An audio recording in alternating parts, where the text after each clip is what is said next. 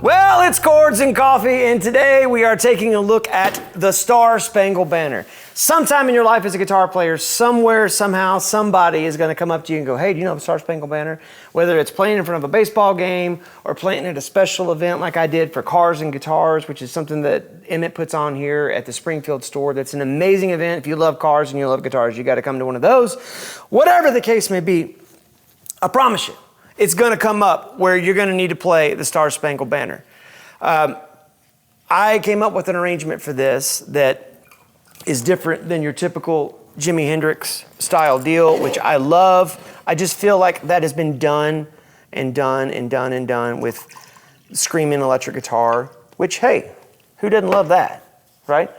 However, I just wanted to do something different, and I wanted to come up with something that was a little more my speed in terms of chordsy and also kind of, mid-tempo and mellow. And I never thought I'd describe myself as mid-tempo and mellow, but here we are on a Chords and Coffee. Good morning. So, with that being said, I want to show you this arrangement. It's got a lot of chords. And if you say, "Oh, Nate, you're moving too fast," I'm sorry, you gotta give me grace, because I'm gonna try to go through this as quick as I can, because I want to be careful with your time. But also, if you want me to send you a chart, email me at natewhite, NATEWHITE, at palenmusic.com, and that's PALEN music.com. Email me and just say, hey, I would love to get a chart. By the way, I have not a lot of time, but I have some time. If you want to do a Zoom and you want details about that on this or anything else, just email me and say, hey, I would love to do a quick Zoom lesson with you on something like this or whatever else you have in mind. So that's available to you as well. So this is in the key of E. There's a lot of thirds in this. We've been talking about thirds a lot, and I thought this was kind of appropriate for just all the thirds topics that we've been covering. So without further ado, we're just going to launch right into this. I started this thing off with a harmonic, which I do a lot because I just like it. It's on the low E and the high E and the B string of the 5th fret. And I'm hitting that low E first on the 5th fret harmonic, and then grabbing the 5th and the 5th fret of the B and the E up top here, like that. Right, and then we got that little move right there. And so all this is all thirds. So like Brown Eyed Girl, that kind of stuff, right? So this is going to be on the 7th and the 8th fret of the E and the G. So remember that, because you're going to come right back up. So 7 and 8, 9 and 9 on the B and the D, and then 5 and 6 on the B and the E. What fingers I'm using? I'm using the index and middle for this shape here, ring and pinky for this shape, and then index and middle, and then right back. And then once I get to here, think of this as a C sharp minor 7. But I think I was just having my index finger across the 9th fret from the high E to the low E, and the pinky starting on the 11th fret, sliding up to the 12th fret of the high E. Right? Then this. And this is just the same idea. This is just thirds an octave lower here, where I'm on the 4th fret of the high E and the G string, using my ring and my middle, 2nd and 2nd, and then open E and then index finger on the 1st fret of the G, and kind of fleshing out that E with the 2nd fret of the D right there. Now this is still a third. This is still a third. This is index finger on the low E, 2nd fret. I'm skipping the A, I'm skipping the D, and I've got my ring finger on the 3rd fret of the G. Sometimes I would hit that open B like that, like the way it sounds, kind of F sharp sus4 thing. Other times I would have my middle finger here on the 2nd fret of the B, and I might go a little flourish, a little embellishment. That's 2nd fret and 4th fret with my 4th fret and my pinky. And then just a good old-fashioned B chord, index finger on the 2nd fret of the A. I like to use my pinky. And so I got my pinky laying across the 4th fret, the G and the B right here, straight across the 4th, and I hit that G. Then this little move here. And that's where, to me, that my arrangement started kind of taking a different turn than normal, right? I just like the way that sounded with that melody. And all this is just C sharp minor to G sharp 7, G sharp 7, sharp 5, and then a C sharp minor 9. Hard to say, a lot of sharps, a lot of numbers, easy on the fingers. Let's get to it. So middle finger is going to be on the 9th fret of the low E, skipping the A, skipping the D. Ring finger and pinky are going to be on the 9th fret. Ring is on the G, pinky's on the B. Now, stay with me on this. Index finger, 4th fret of the low E. Middle finger, 5th fret of the G, skipping the A, skipping the D. Pinky's going to be on the B string of the 7th fret. Now, watch this move. Pinky and middle are going to come off. Pinky's going to come down here to the 5th fret of the B. Ring is going to hit the 3rd fret of the G, and then middle is going to hit the 4th fret of the D. So, right? And then C sharp minor 9. Super simple. You're going to have your middle finger on the 4th fret of the A. Index finger is going to be on the 2nd fret of the D. Ring and pinky are going to be on the 4th fret. Ring's on the G, pinky's on the B. If that hurts your fingers, it's because your thumb. Move your thumb around so that gets comfortable. And then this little move here, also harmonically keeping it kind of minor and kind of mellowy, jazzy, kind of AM gold. You know, Seals and Croft is up next, you know, that kind of thing. And so you've got 2, 4, 5 on the B string. And then right when I hit that 5th note, which is an E on the B string of the 5th fret, excuse me, not 5th note, 5th fret. This is an F sharp minor 7 that I'm forming. Index finger goes across the 2nd fret of the low E. Ring finger hits the 4th fret of the A. And then G sharp minor, just slide that whole sheboing up a half step or a whole step. G sharp minor is index finger across the 4th fret, and then I've got this little melody I'm playing here is going to be on the G string, and then I'm going to hammer down on the D string with my pinky of the 6th fret, and then this C sharp minor shape, tongue twister. Index finger is going to be on the 6th fret of the D. Middle finger is going to be on the 7th fret of the A. Pinky on the 9th fret of the low E. Lord have mercy. Hey friends, I wanted to tell you first, I have limited availability for private lessons, either here in the store at Palen Music in Springfield, Missouri, or via Zoom online. If you're interested in that, give us a call at 417-882-7000. That's 417-882-7000. Or just shoot me an email at natewhite, NATEWHITE at palenmusic.com. I would love to help everybody I can, but the truth is I have limited availability. So get a hold of me as soon as you can. First come, first serve. Look forward to hearing from you soon. Too many chords. I told you. I warned you. Don't be mad at me. You stayed. But the coffee's good. All right, so then after that, we do that whole thing again. And then the second time, I think I did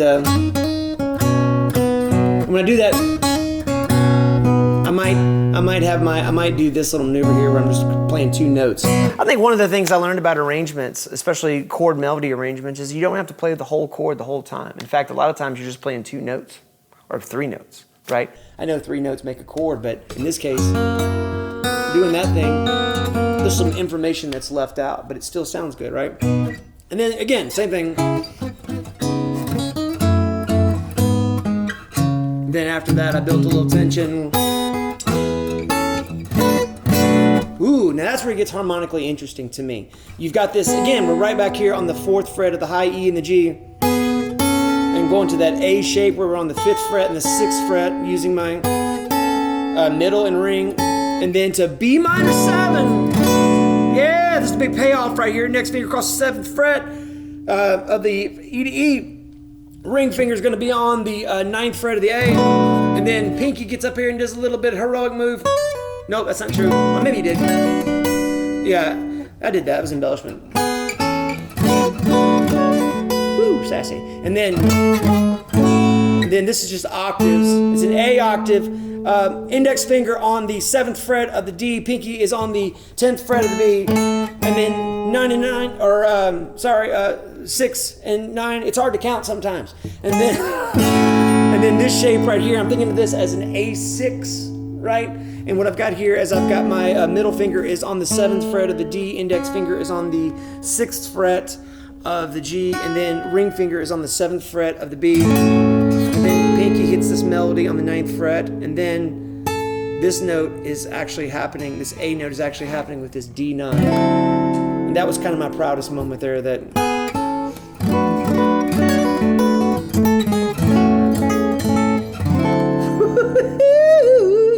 right? And so you've got D9, James Brown, right? You've got middle finger is going to be on the 5th fret of the A.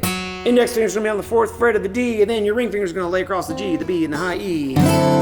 Hot dogs and cheese. There you go. Boom, boom. And then pinky's going to hit the high E of the 7th fret, and then C sharp minor 7. You know this. Come on now. 4th fret, index finger straight across. Middle finger is going to be on the 5th fret of the B, and then ring finger is going to be on the 4th fret of the D, or excuse me, 6th fret. Counting's hard. And then, let's see, and this little melody happens here on the B string, 7, 5, and then G sharp minor 7. We just talked about that a second ago. And we talked about that melody a second ago too, but 2, 4, 5, this C sharp minor shape. We've done a ton of discussion on this shape, but in case you missed it, here it comes. It's going to be middle finger on the 4th fret of the A, index finger on the 2nd fret of the D. Ring finger is going to be on the 4th fret of the G, and then pinky is going to be on the 5th fret of the D. And then once we have it here, remember this shape we did a second ago, this A6 shape?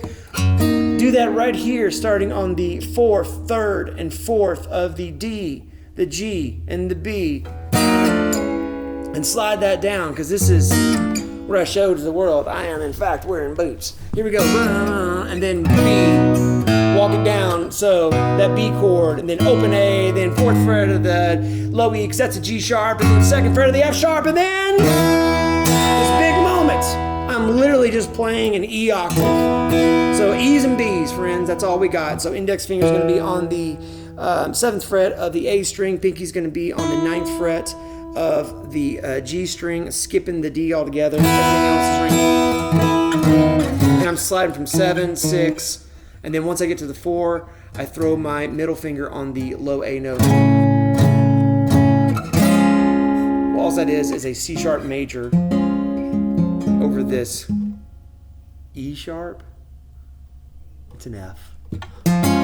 But to be harmonically or inharmonically correct, if I'm calling it C sharp, I have to call it E sharp. D flat and F, right there.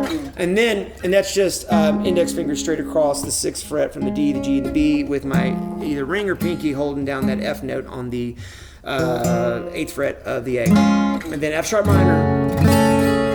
Walk that melody down, 5, 4 on the high E, 5, 4, 2, and then B string is 5th fret.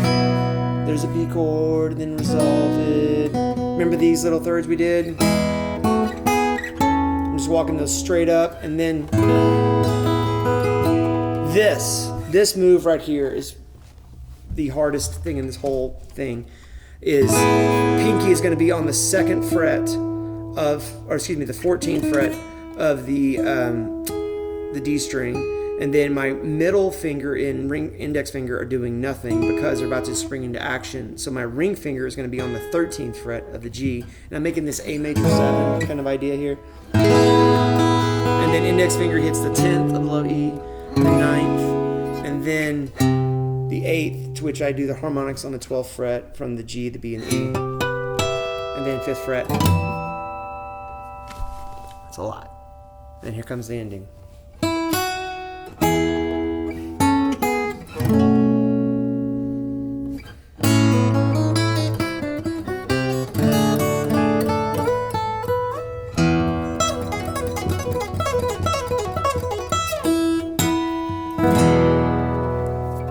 Comment below if you want the rest of that. Otherwise, if that's enough to get you started, I hope that either one of two things happens. I hope that you learn this and play it, and if somebody ever says, hey, that's really cool, where'd you learn that? You can say, my buddy Nate showed that to me, because that's the truth. Or, I hope you look at that and you go, Nate, that's nice, but I think I got you one better. I would love to hear it. I'm hoping that these videos are encouraging you, building community that's a positive community, that's based on encouragement and based on sharing ideas that happen to exist on the guitar. Friends, we're living life the best we can with the guitar in our hand, and we get together every Saturday morning at 9 a.m. Central Time. This is Chords and Coffee. I love your comments. I love your questions. I love you. Look forward to seeing you soon.